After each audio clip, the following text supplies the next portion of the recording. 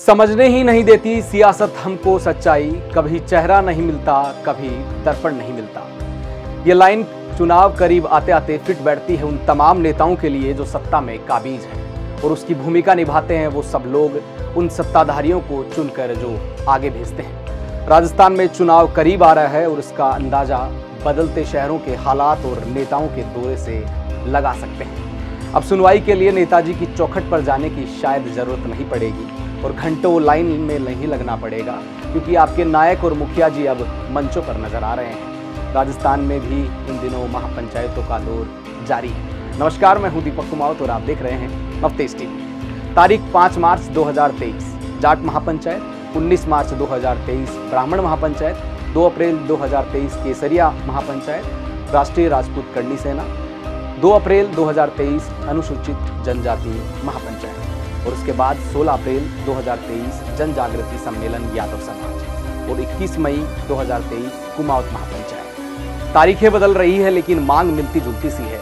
राजस्थान विधानसभा चुनाव से पहले ही जनजाति समीकरण साधने की कवायद लगातार जारी है। तमाम राजनीतिक पार्टियां भले ही चुनावी नफा नुकसान के आधार पर जातिगत समीकरण तैयार करती है और चुनाव में उतरती है, लेकिन अब सियासत के तौर तरीकों में बड़ा बदलाव हुआ है।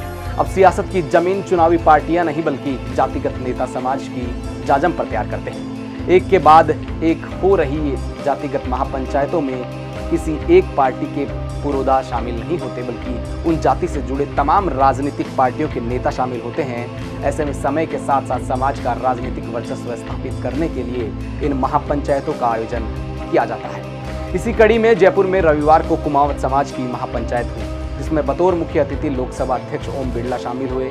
वहीं इस दौरान मंच से समाज के प्रतिनिधियों ने जनसंख्या के आधार पर सियासी हिस्सेदारी और ओबीसी आरक्षण बढ़ाने की मांग की। राज्य में इसी साल विधानसभा चुनाव होना है।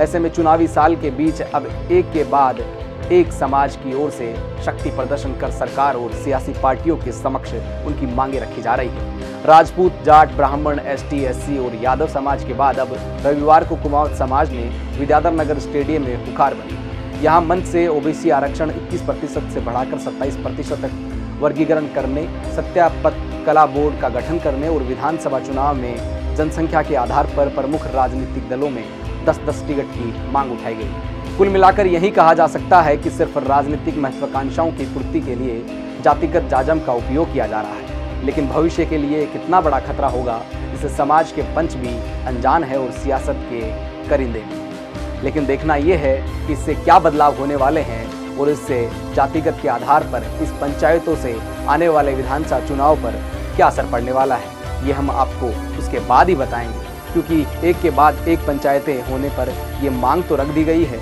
जिसके अंदर पूर्ण रूप से इन मांगों पर कितनी सरकार जो है नजर दौड़ाती है और कितनी पूरी करती है, ये देखने वाली बात है। देश और दुनिया की हर बड़ी खबर के लिए सब्सक्राइब करें नवतेज टीवी और पल पल के अपडेट्स के लिए बेल आइकन को दबाना ना भूलें, क्योंकि आपकी खबरों का भरोसेमंद साथी है नवतेज टीवी।